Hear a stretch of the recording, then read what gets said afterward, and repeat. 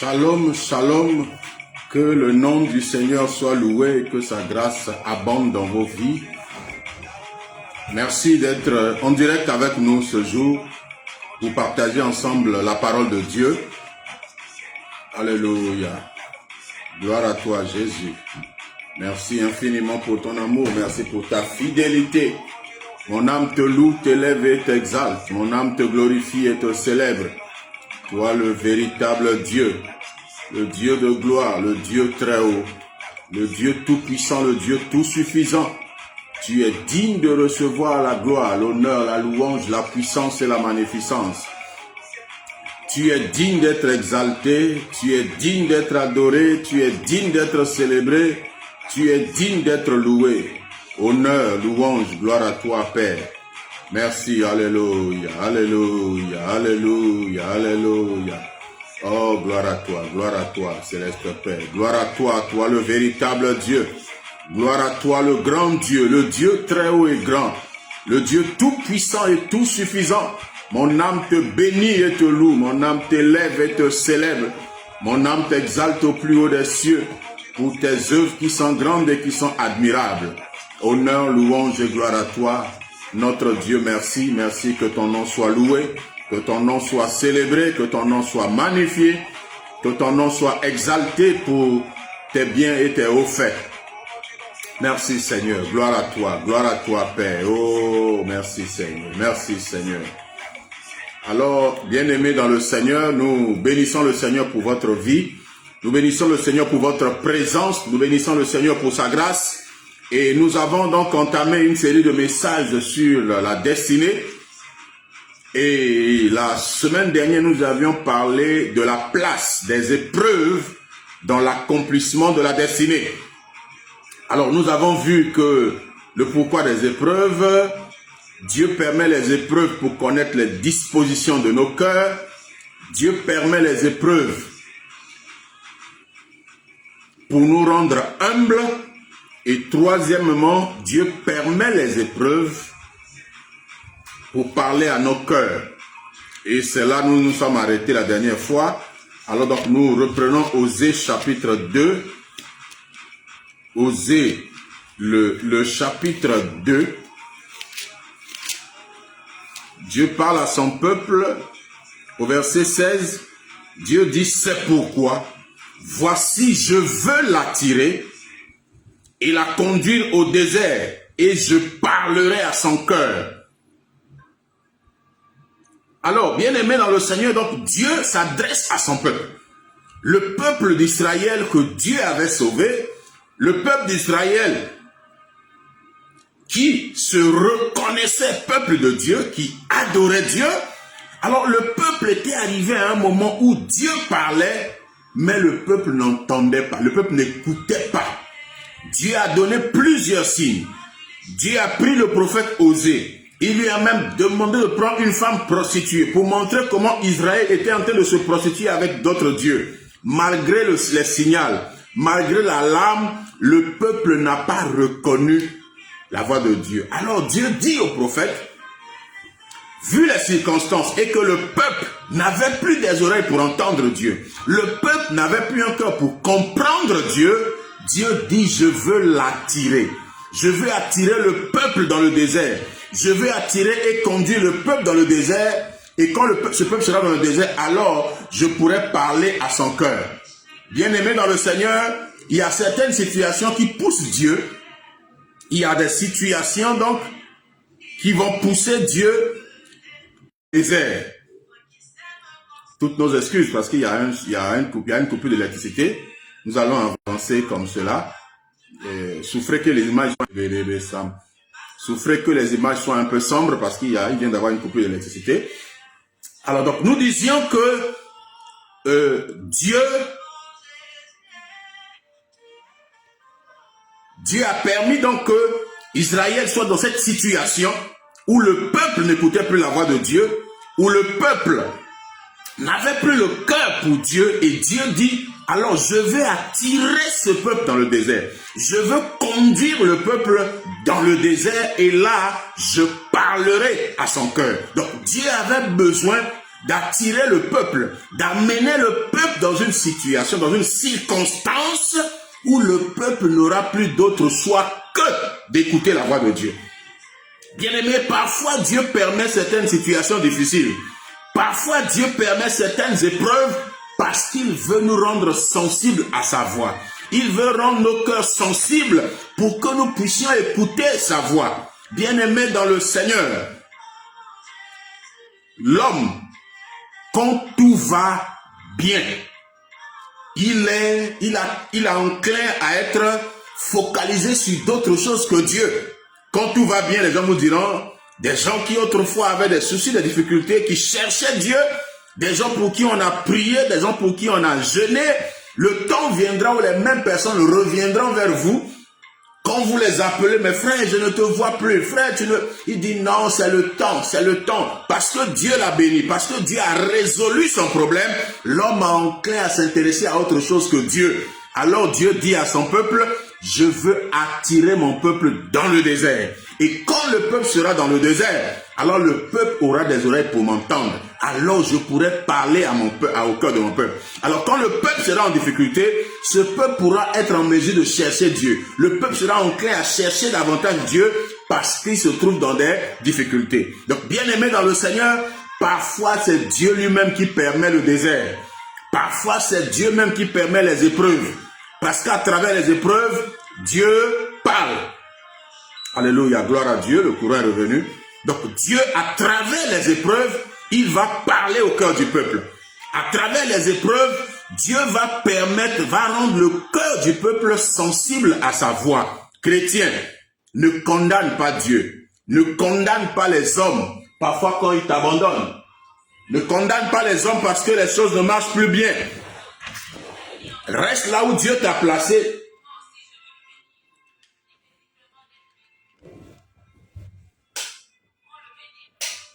Reste là où Dieu t'a placé. Fais ce pourquoi Dieu t'a établi. Mais sache que Dieu, dans son école, il arrivera des moments où Dieu permettra qu'il y puisse avoir le désert ou la difficulté. Parce que Dieu veut nous enseigner, Dieu veut nous parler. Il veut parler à notre cœur. C'est dans le mode de fonctionnement de Dieu. Dieu a toujours fonctionné comme ça. Donc si tu marches avec Dieu, le Dieu de la Bible, tu dois savoir qu'il arrivera des moments où Dieu permettra qu'il y ait épreuve parce que il veut parler. Il ne veut pas te parler à tes oreilles, mais il veut parler à ton cœur. Il veut toucher là où ça fait mal. Et là où ça fait mal, c'est le cœur. C'est pourquoi la parole de Dieu ne s'adresse généralement pas à nos sens, mais la parole de Dieu s'adresse généralement à nos cœurs. Le but de Dieu, c'est notre cœur. Dieu sait que s'il touche ton cœur, il t'a touché en profondeur. Dieu sait que s'il touche ton cœur, il a touché la chose essentielle. Et Dieu dit, je veux l'attirer et la conduire au désert. Et là, je parlerai à son cœur. Dieu permet les épreuves pour parler à notre cœur. Dieu permet les épreuves pour parler là où ça fait, pour toucher là où ça fait mal. Dieu permet les épreuves pour pouvoir toucher notre vraie personnalité, notre homme intérieur. Dieu veut parler à notre cœur. Dieu veut que notre cœur puisse l'entendre. Dieu veut que notre cœur puisse avoir des orientations. Dieu veut que notre cœur puisse comprendre la voie sur laquelle il faut marcher. C'est pourquoi Dieu permet parfois les épreuves. Chrétien, l'épreuve de la foi, ce n'est pas pour te faire du mal. L'épreuve, c'est pour ton bien. Alors, donc, Dieu donc permet pour parler à notre cœur. Quand Jésus allait à la croix, quand Jésus était dans le jardin de Gethsémane, la Bible nous dit que là, Jésus a prié. Jésus a prié et la prière de Jésus touchait un point sensible. Jésus a prié et dit au Père, si tu pouvais éloigner de moi cette coupe. Après, il dit non, ce que je veux, mais ce que tu veux. Donc, Jésus avait besoin là d'être rassuré. Et là, Dieu va parler à Jésus par l'envoi d'un ange qui est venu le fortifier. En fait, la présence de l'ange rassurait Jésus que Dieu était avec lui, qu'il était dans le plan de Dieu. C'était un message divin qu'un ange vienne fortifier Jésus dans un moment si crucial, dans un moment si difficile, où le Fils de Dieu voyait la croix venir, voyait les souffrances de la croix. Il a dû se résoudre à aller jusqu'à la croix parce qu'il savait que le Père était avec lui, que Dieu l'accompagnait dans cette entreprise. Chrétien, permet parfois que Dieu parle à ton cœur. Et ça, c'est dans l'épreuve. Permet parfois que le message de Dieu touche ton cœur. Les disciples de Jésus qui étaient sur le chemin d'Emmaüs pouvaient dire: notre cœur ne brûlait-il pas au-dedans de nous quand il nous parlait et nous expliquait les Écritures? Il est important de se recentrer dans le contexte. Dans Luc 24, ici le contexte était des moments difficiles. Les disciples étaient ébranlés par la crucifixion de Jésus.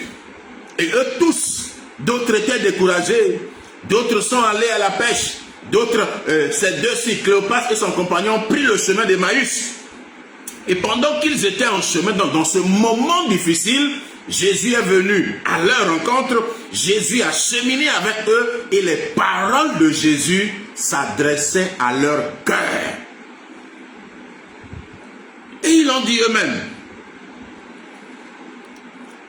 Luc 24, verset 32. Et verset 31, verset 30. Pendant qu'il était à table avec eux, il prit le pain et après avoir rendu grâce, il le rompit et leur donna. Alors leurs yeux s'ouvrirent et ils le reconnurent, mais il disparut de devant eux. Et ils se dirent l'un à l'autre: notre cœur ne brûlait-il pas au-dedans de nous lorsqu'il nous parlait en chemin et nous expliquait les Écritures? Se levant à l'heure même, ils retournaient à Jérusalem et ils trouvaient les 11 et ceux qui étaient avec eux assemblés et disant: le Seigneur est réellement ressuscité. Donc ces disciples ne croyaient pas en la résurrection de Jésus. Ils étaient disciples de Jésus, mais ils ne croyaient pas en la résurrection. C'est ce qui a fait que, découragés, démotivés, démoralisés, ils ont quitté Jérusalem et ils allaient à Emmaüs. Mais quand ils ont rencontré Jésus, quand Jésus leur parlait et que les paroles de Jésus s'adressaient à leur cœur, au point où leur cœur brûlait au-dedans à cause des paroles de Jésus, quand ils ont reconnu que c'était Jésus, ils ne sont plus restés à Emmaüs. Cette parole les a encouragés. Cette parole les a permis à faire le chemin retour avec la joie, en retournant à Jérusalem et en disant aux autres disciples: le Seigneur est véritablement ressuscité. Pourquoi est-ce qu'ils ont eu cette assurance? Pourquoi est-ce qu'ils ont eu cette certitude pour venir parler aux autres disciples? C'est parce que la parole de Jésus était adressée à leur cœur. Dans le moment difficile, dans ce temps de découragement, ils n'avaient pas besoin d'un flatteur ou d'un diseur de bonne aventure. Ils avaient besoin de quelqu'un qui va parler à leur cœur. Et Jésus était cette personne. Les paroles de Jésus s'adressaient à leur cœur. Bien-aimé dans le Seigneur, tu n'as pas besoin d'un prédicateur qui te caresse dans le sens du poil. Tu n'as pas besoin d'un prédicateur qui te dise la bonne aventure, qui te raconte des histoires à dormir debout. Tu as besoin d'un prédicateur qui parle à ton cœur, qui touche ton cœur et qui réveille ce qui est endormi en toi. Ces disciples, leur disciple-là était un peu endormi à cause des événements qu'ils étaient en train de vivre. Mais quand la parole de Jésus a touché leur cœur, ils se sont levés. Ils sont allés réveiller les autres disciples. Ils sont allés leur dire: non mes frères, ne soyez pas découragés. Le Seigneur est véritablement. Le Seigneur, il est véritablement ressuscité. Nous l'avons vu. Voilà les signes. Voilà ce qu'il nous a dit. Il nous a expliqué les Écritures et notre cœur brûlait au-dedans. Bien-aimé, Dieu permet les épreuves pour parler à notre cœur. Si ton cœur est insensible, si ton cœur est un cœur dur, tu as besoin de la parole. Tu as besoin que Dieu parle à ton cœur. Tu n'as pas de besoin qu'on te flatte, mais tu as besoin que Dieu parle à ton cœur et que la parole de Dieu touche ton cœur. Et je prie aujourd'hui que Dieu étende sa main sur ta vie et que cette parole que tu es en train d'entendre puisse toucher ton cœur.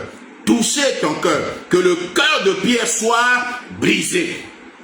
Que le cœur de Pierre, que ce cœur soit brisé et que Dieu te donne un cœur de chair, un cœur qui reçoit la parole, un cœur qui marche conformément à la parole. Donc Dieu permet les épreuves. Donc troisième raison, pour parler à notre cœur. Quatrième raison, nous retournons dans Osée chapitre 2. Osée le chapitre 2, au verset 17.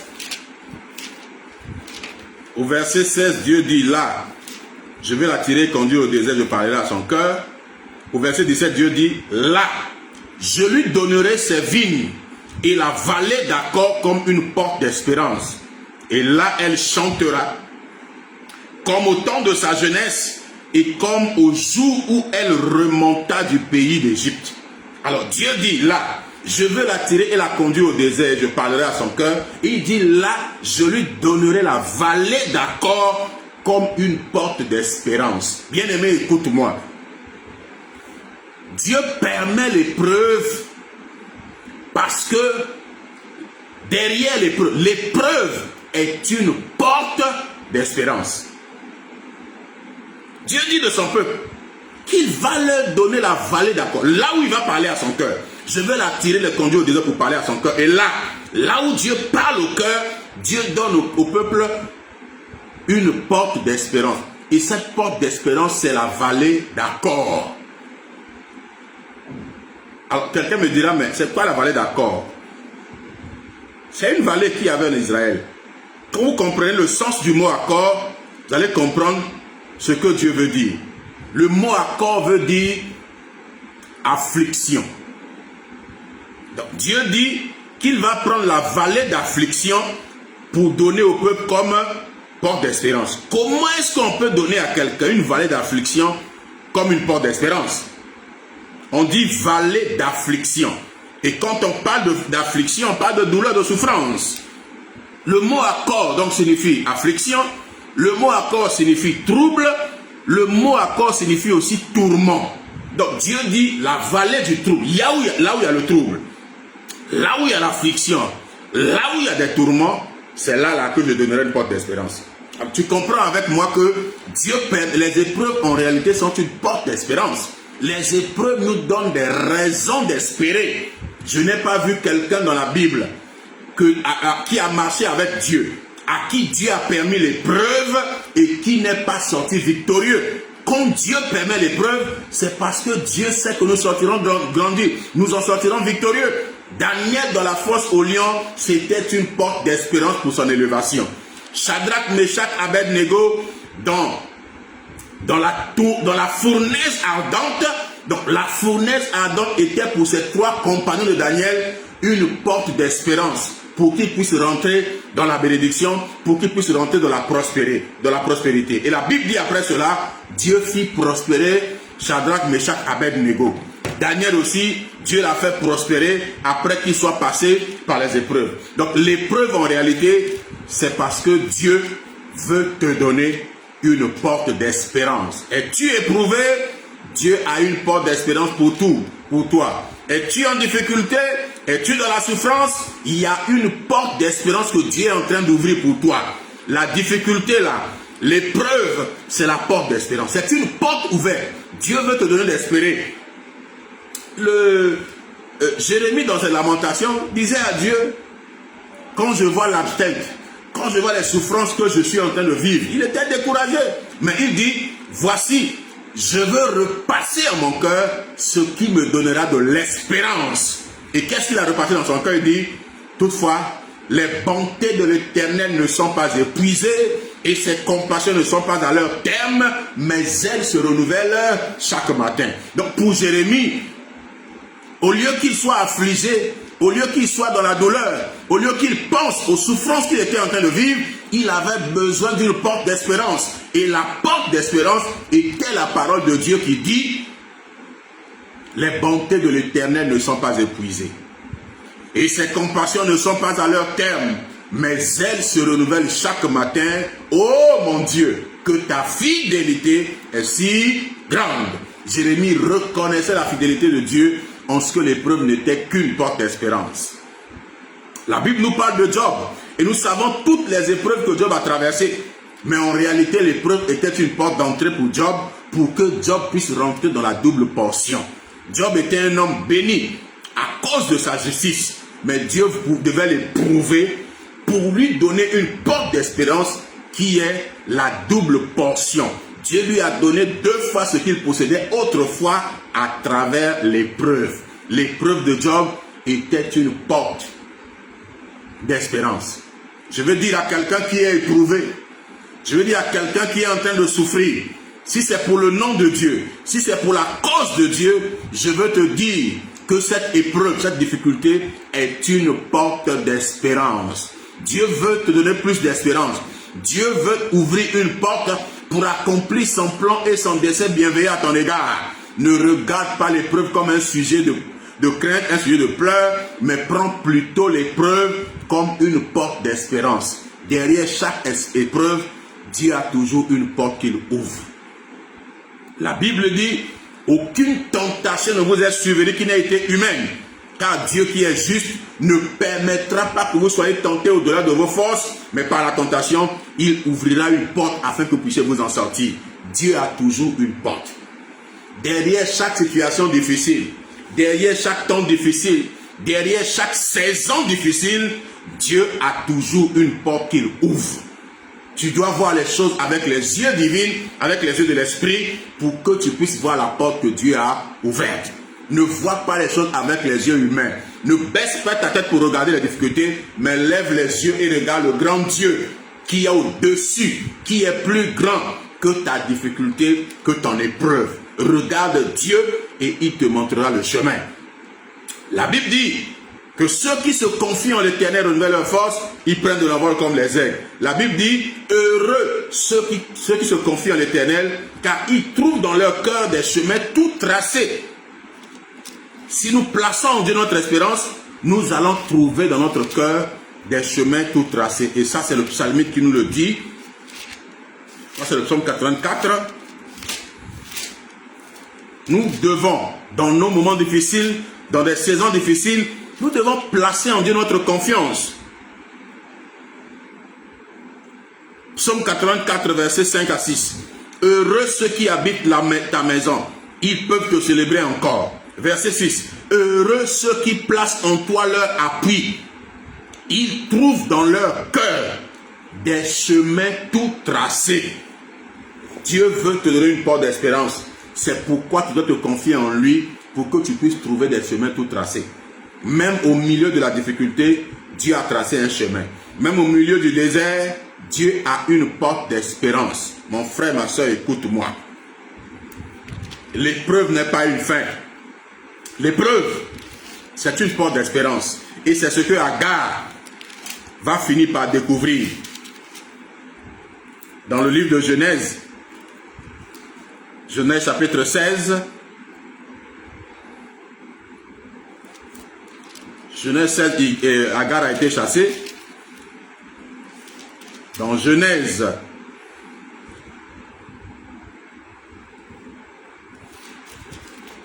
quand Agar a été renvoyée avec son fils. Voilà, Genèse chapitre 21. Agar a été renvoyée et je lis à partir du verset Genèse chapitre 21, verset 14. Abraham se leva de bon matin, il prit du pain et une outre d'eau qu'il donna à Agar et le plaça sur son épaule. Il lui remit aussi l'enfant et la renvoya. Elle s'en alla et s'égara dans le désert de Beersheba. Agar, la servante égyptienne qui a eu un enfant avec Abraham, Sarah a demandé à ce qu'elle soit renvoyée. Dieu a approuvé et Agar a été renvoyée avec son enfant. Et Agar est partie. Verset 15. Quand l'eau de l'outre fut épuisée, elle laissa l'enfant sous l'un des arbrisseaux et alla s'asseoir vis-à-vis à une portée d'arc, car elle disait que je ne vois pas mourir mon enfant Elle s'assit donc vis-à-vis de lui et leva la voix et pleura. Agar s'est égarée dans le désert avec son fils. Et dans le désert, Agar n'avait pas d'eau. Il n'y avait plus d'eau. Et Agar a commencé à pleurer parce qu'elle ne voulait pas voir son fils mourir. Le fils allait mourir de soif parce qu'il n'y avait plus d'eau. Bien aimé, le désert ou la difficulté, c'est une porte d'espérance. Agar s'est égarée dans le désert. Et avec son fils, vous allez voir que dans le désert, Agar va avoir une porte d'espérance. Verset 17. Dieu entendit la voix de l'enfant. Et l'ange de Dieu appela du ciel Agar et lui dit, qu'as-tu, Agar? Ne crains point, car Dieu a entendu la voix de l'enfant dans le lieu où il est. Lève-toi, prends l'enfant, saisis-le de ta main, car je ferai de lui une grande nation. C'est dans le désert, que Dieu va parler à Agar. Quelqu'un comprend ça? Agar s'est égarée dans le désert avec son fils. Elle était sur le point, elle voyait son fils mourir de soif. Plus d'espérance. Mais pour Dieu, il y avait une porte d'espérance. Premièrement, dans ce désert, Dieu va parler à Agar. Agar va entendre la voix de Dieu. Et Dieu lui dit, ne crains point, j'ai entendu le cri de l'enfant. Dieu dit de prendre l'enfant, de le saisir. Il dit qu'il fera de lui une grande nation. Donc c'est dans le désert que Agar a reçu la parole de Dieu. C'est dans le désert que Dieu a parlé au cœur d'Agar. De ne pas craindre. Il a un plan, un projet sur l'enfant. Que l'enfant deviendra une grande nation. Le problème d'Agar, c'était l'eau. Agar a pleuré pour l'eau. Mais Dieu avait plus important que l'eau à donner à Agar. Dieu voulait révéler à Agar son plan pour son enfant Ismaël. Et quand Dieu a fini de parler, verset 19, et Dieu lui ouvrit les yeux. Et elle vit un puits d'eau. Elle alla remplir d'eau l'outre et donna à boire à l'enfant. Dieu fut avec l'enfant qui grandit habitant le désert et devint tireur d'arc. Donc Agar voulait un peu d'eau dans un outre, mais Dieu lui a ouvert les yeux. La porte, il y avait une porte d'espérance dans le désert et cette porte c'était un puits d'eau. Elle voulait juste un peu d'eau pour remplir l'outre, mais Dieu lui a donné un puits d'eau dans le désert. Chrétien, tu comprends ça? Dans le désert, Dieu parle à nos cœurs. Dieu a parlé au cœur d'Agar. Dieu a révélé à Agar le plan qu'il a pour son enfant. Mais dans le désert, Dieu a donné aussi à Agar une porte d'espérance pour qu'elle ne meure pas avec son enfant. Pour que son fils ne meure pas de soif, Dieu va lui donner un puits d'eau au lieu d'un peu d'eau pour qu'elle puisse boire. Bien aimé, le désert est une porte d'espérance. Le désert, les épreuves sont une porte d'espérance. Dieu veut te donner de l'espérance. Dieu veut que tu espères encore en lui. Dieu veut que tu comprennes son plan. Dieu veut que tu marches sur ses voies. Dieu veut. Et il permet le désert à cet effet. Le désert d'Israël était une porte d'espérance, avec une porte d'espérance qui était le pays où coule le lait et le miel, Canaan. Ton désert aussi est une porte d'espérance. Que tu le veuilles ou non, que tu le crois ou pas, sache que tes moments difficiles sont une porte d'espérance pour toi. Parce que Dieu connaît ta destinée. Et ces choses-là font partie de ta destinée. Ismaël avait une destinée. Et cette destinée passait aussi par le désert. Il fallait le passage du désert pour que sa mère puisse entendre la voix de Dieu. Il fallait le passage par le désert pour que sa mère puisse trouver de l'eau pour abreuver l'enfant. Il a fallu que la femme d'Isaac, Rebecca, soit stérile. Isaac a prié. Dieu l'a exaucée. Elle est tombée enceinte. Et quand elle était enceinte, il y a eu une épreuve où les enfants se battaient dans son ventre. Donc, quand Isaac était stérile, Dieu leur a donné une porte d'espérance. Cette porte d'espérance était que par la prière, Dieu a exaucé et Rebecca est tombée enceinte. Mais quand Rebecca est tombée enceinte, il fallait que Rebecca comprenne la destinée de Dieu. Dieu a permis que les enfants se battent entre eux dans le ventre. Dieu a permis l'épreuve parce que la maman souffrait. Elle ressentait en elle un combat dans ses entrailles. Cela lui a permis d'aller prier pour que Dieu puisse lui révéler son plan sur les enfants qui allaient naître, ce que Jacob devait être et ce que Ésaü devait être. Il a fallu cette difficulté pour que Rebecca puisse chercher Dieu pour avoir une orientation sur le plan et le programme de Dieu sur ses enfants, sur la destinée de Dieu concernant ses enfants. Et s'il n'y avait pas cette difficulté, s'il n'y avait pas l'épreuve du combat qui se menait en elle, elle allait rester tranquille comme toutes les femmes, attendre le jour de l'accouchement. Mais quand il y a eu l'épreuve, elle a cherché Dieu et Dieu lui a révélé la destinée. Bien aimé, sur le chemin de la destinée, il y a quelque part, il y a une case, il y a une école qu'on appelle l'école des épreuves. 6e raison pour finir, Dieu permet l'épreuve pour vous révéler la nature des gens qui vous entourent. Il y a beaucoup de gens avec qui nous marchons, nous ne les connaissons pas vraiment. Il y a beaucoup de gens qui disent qu'ils sont nos amis, qui sont nos frères, mais nous ne les connaissons pas. Il y a des gens qui mangent avec nous, qui chantent avec nous, qui dorment avec nous, mais en réalité, nous ne les connaissons pas. Dieu permet l'épreuve pour que nous puissions les connaître. Dans le livre de Job, Job avait une femme merveilleuse, une famille merveilleuse. Dieu l'a béni. Il était un homme que les gens enviaient à cause de ce qu'il avait. Oh, alléluia. Mais, quand il y a eu l'épreuve, Job va découvrir la vraie nature de sa femme. Il a certainement vécu pendant des années avec cette femme, mais il ne connaissait pas qui était la femme qu'il avait épousée.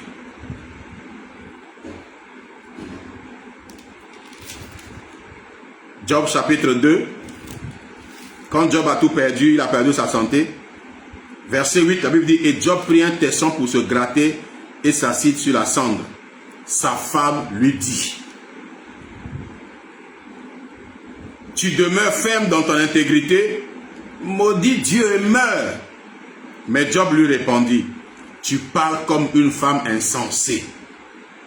Quoi? Nous recevons de Dieu le bien et nous ne recevrions pas aussi le mal? En tout cela, Job ne pécha point par ses lèvres.